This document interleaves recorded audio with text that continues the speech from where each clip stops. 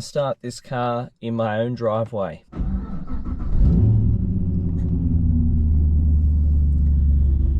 We're going to miss it. We're going to miss this one. This car is one that, to be honest, I probably never thought I was going to own. My ego told me that I needed a new car, so I decided that I was going to go find one. SS Utes were probably about all I sort of was able to afford, and we really wanted to buy something like, we wanted to buy a Maloo, but it was just not attainable financially. We were like, yeah, it's just not going to happen. So it's come up online. It's only listed like today or yesterday. It's blue in colour, but it's in Perth. To Perth is like going to another country. And it is a base model Maloo rather than the R8, but it's in the VF, and I thought to myself, like, based on the budget I was working, I much prefer a base model VF Maloo to an R8 VE Maloo that might be a few years older as well. So I rang the dealer, we struck a deal, and the next thing, this car, made its way to the train to come across. Like, listen to it.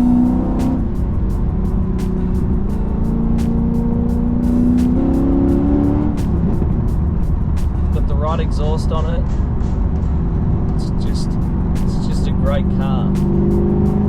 Like, listen to it. Unbelievable.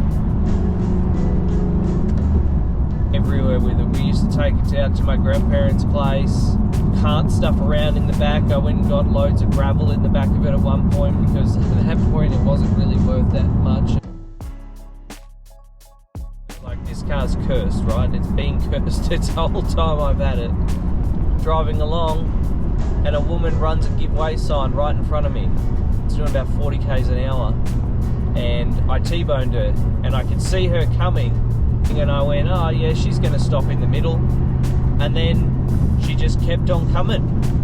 And like, I'm in this bright blue, loud, obnoxious ute. Like, how she didn't see me, I have no idea really. But she didn't. Her curtain airbags go off. And just as I've hit her, between the moment of me hitting her and her airbags coming down, I just saw her look like this out the side windows at me. So all I've seen is her car, bang, like the adrenaline of smashing the brakes on. I actually headbutt the A-pillar, smash the brakes on, hit her, see her react, and then all of a sudden the airbags come down and I couldn't see her anymore. It was just the white airbags, the side airbags. So spun her around, she mounted the gutter, like totally would have fucked her car up. Police came. There were a bunch of bystanders that ran out, because it was right where the accident happened, was literally right in front of a hairdresser. No one was injured from the crash, which was very fortunate, or nothing too bad. They disconnected all the power on my car, sort of pushed it over out of the way.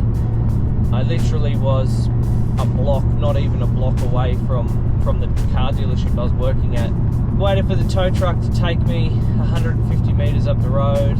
When the cops came, they were taking statements about what happened, and, you know, taking statements from witnesses and all that sort of stuff. The woman in question refused to take a breath test. She was on something, definitely. Because she refused to take a breath test, she then was placed under arrest. Had the paddy wagon come, and paddy wagon picks her up. Cops, they had to get real physical with her because she started getting violent with them. They handcuffed her. They actually put her in the back of the paddy wagon, and then while she was in the back of the paddy wagon, she was screaming and carrying on, and she was actually banging her head against the side of the walls, like it's a steel cage inside the back of this van. So, like, she's just smashing her head against it. And then her mother turns up and says, look, this is like the second or third accident this woman had in like the space of 6 months. she'd had a relationship breakdown, and it sounded like she turned to drug use to try and mask that a little bit, and she obviously just wasn't mentally there. And I think that no matter what you're going through, it's important to try and reach out to people around you, and if there's no one around you can talk to actually find some help. Like, she didn't have the support around that she needed. I was fortunate that I had no injuries. My car was damaged. It took, I think from this point, it took roughly 2.5, 3 months before I actually got the car back from the repairers. And that was the most damage that I copped, was that I couldn't drive my new flashy car for a few months. So had this woman run the give way sign on someone else that might have been travelling faster, anything could have happened. She could have had someone in the car with her. There might have been kids around. There's all sorts of scenarios of potential things that could have happened that could have made this whole situation so much worse. I lent the car to my dad as well just after I got it back from that first accident repair. We ended up swapping cars and whatever, and off he went. And I said to him specifically, I'm like, don't park in nose in anywhere, because if you park in nose in, the front bumper on this car, being that the car's a bit low, or has been lowered, the front bumper hangs really low, like the front little apron on the front of the bumper. So what does he do? He noses it in down at the local shops, scrapes the front corner of the bumper bar that's just been painted on a concrete little bollard thing, literally maybe a day, 2 days after I got it back from being repaired. Then I had a kangaroo jump over a Armco or steel barrier while I was driving into the sun, so I only just caught a glimpse of it out of my left peripheral. I managed to avoid him to a degree. Like, I saw him at the last minute and just yanked the steering wheel. But this kangaroo hit the front corner of the car. Then that's caused him to spin around, so it's flicked him around.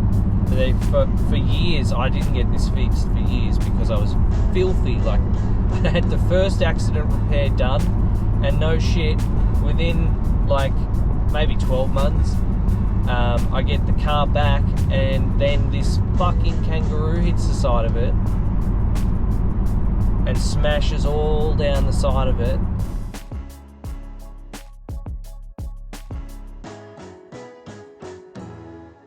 This HSV love affair runs deep, and that's probably a clue to how this story on the camera is going to end too, because obviously I'm on the way to go and buy something, so the question is what. But realistically, the car's been sitting at home now for quite a few months. We had sort of parked it up, but not properly storing it. And yeah, we basically just decided that we weren't going to use it, we were going to keep the K's off it. Kangaroo damage fixed on the side, had the whole car repainted, had badges replaced, just went through the whole thing. There was a whole new front end went on the car, like new bumper, new bonnet, new guards, new headlights, new grille pieces, like all new stuff went on the front of this car. We had our second child born, and it was looking more and more like I was never really going to be able to use this car myself. Like, I've got my work van. The only time it was looking likely that I was going to ever use the car was if I went somewhere with one of my daughters, or a weekend away with my wife, and then even then we were like hesitant to take it anywhere because I didn't want any damage to happen to it, you know. It's probably surely used up all of its luck now in terms of damage. Even little things, like if I got car park dints on the sides of it or something, like, I'd be filthy on it because I've spent so much money, so much time trying to get it all perfect. And the irony is that my other project car, the car that I intend to never sell, I also, at this stage in life, intend to never paint as well, which is my NRMA panel van. But it's like I've been scarred. My car that went to the panel shop that I never got back, you know, it scarred me from paint work. Then this whole thing happened with this car. Obviously, from a repairs, paintwork point of view, it also scarred me.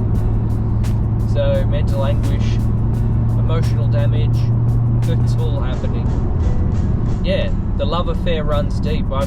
You know, growing up, I had all the HSV books. We had all the magazines. There used to be like an owners club, or like an official. There used to be an official magazine that HSV used to put out called Accelerate, which used to just be full of all sorts of stuff that they were doing as a company, and we used to have a subscription to it. So like every, I don't know if it was quarterly maybe, this magazine used to come out. We've still got all of them as well. We've still got them all in the cupboard. I don't know how many of those are in circulation, but we've got all of them that we got during that time.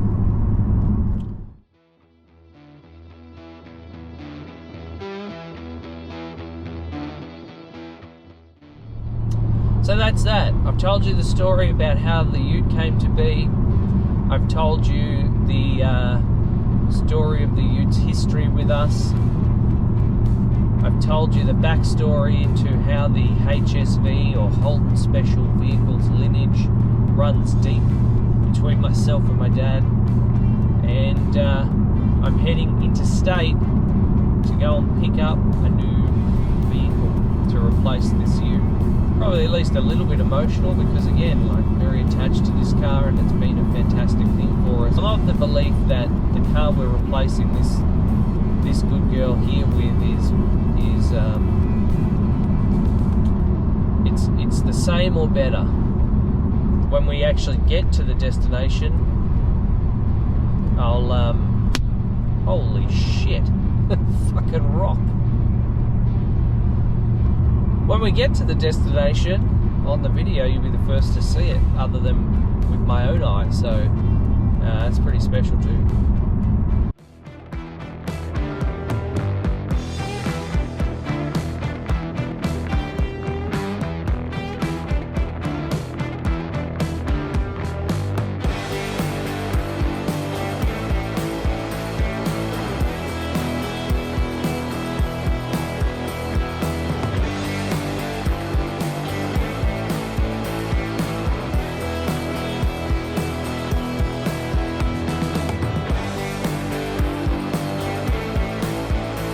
There you go, all is revealed from this morning's antics.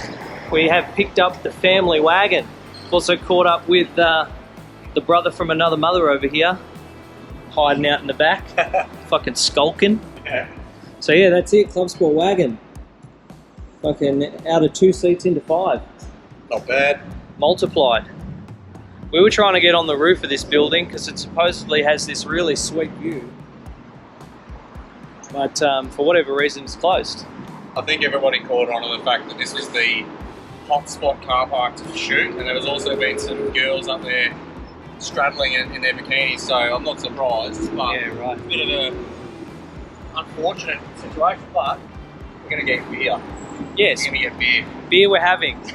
We need to celebrate the win with beer. Best way to celebrate. So yeah, that's it. City of Melbourne, what a fucking spot.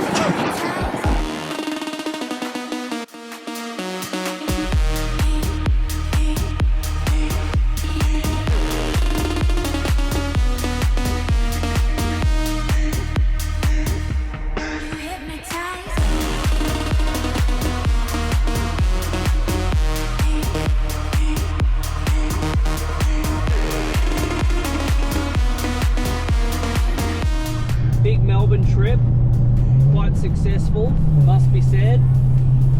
Just in the new ride here, I've actually spent the evening with family out in country Victoria, having picked up the car as you just saw in the city. So cruised out here after the bevies last night, and stayed the evening, caught up with some family who I always enjoy the time with. You were just rolling through the streets of Kilmore, Victoria. Very, looks like very heritage town. There's a lot of stone buildings here still, which is cool. I've never actually been through this way. That's rad, that building. And how times change. You got this beautiful old stone building back there, and then right next door there's a KFC. I notice on cold start it's really quite a rough sounding thing. And outside the car it's also got a little bit of maybe a noisy lifter sort of scenario, or I'm not sure if it's maybe had a change to the lifters at some point, but its only other issue is as soon as I got into the car, it's coming up telling me that there's an issue with the parking sensor system. So that's somewhat disappointing. You go buy a car from a dealership and you're expecting that it's actually in one piece or it's working. Like, there was no preface for there being any issue like that. So obviously I'm going to have to bring this up to their attention on Monday, and hopefully we can get something resolved. But anyway, these are the things that happens with any used car that you buy. You're never quite sure what you're going to get. So if that's the worst thing that happens, I'd be very happy. And if it's not the worst thing that happens, you'll see another video in the future of me talking about the worst thing that happened. Either way, yeah, it's great. It's a very, very good thing. For this car, it's an R8, whereas my last one wasn't. So this one's got the nice high bolstered seats on it. They're really quite comfortable, these seats, and they've got a lot of leather and I think it's Alcantara kind of accents. So again, same story, a little bit more plush than what we're used to. There's some other little bits and pieces, like it's got the driver interface on it, and it's got a few other little additions. It's got a heads-up display here for the speed, which is just visible from the driver's seat. So look, it's a really really nice vehicle. Like, I think we've done very well here. I love the manual, but if you're the type of person that really likes to drive fast, with the way modern automatics are, you can see why the market's somewhat dictated that's really the way to go. Because like for me, it's like, it makes unbelievable sense to have the automatic gearbox. And this one here actually has the paddle shift, so little blip on the wheel, and all of a sudden you're back a gear. You know, you want to pull out, overtake someone on the highway, you literally just nail it and off it goes. You know, and it's like there's not really too much lag in it. This car has been tuned, so at least from that point of view, maybe the gearbox has been tuned as well. They do have the electric solenoids in them that allows that type of thing. It's really quite good overall. I'm not sure on the extent of the work that's been done to the car. 3:28 a.m.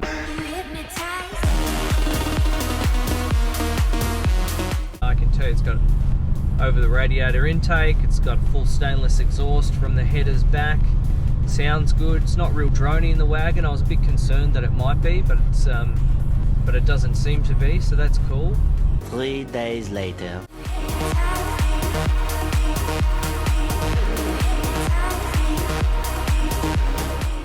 Yeah, it's overall I think it's going to be great for what we bought it for, which is the family wagon, family cruiser. So yeah, I couldn't be happier.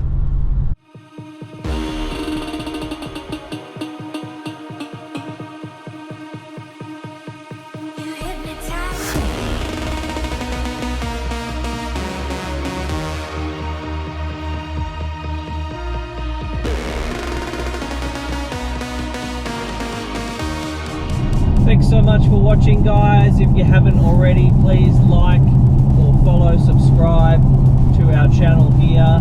Put on the little bell so you get notified whenever we put together a new video or put something up online.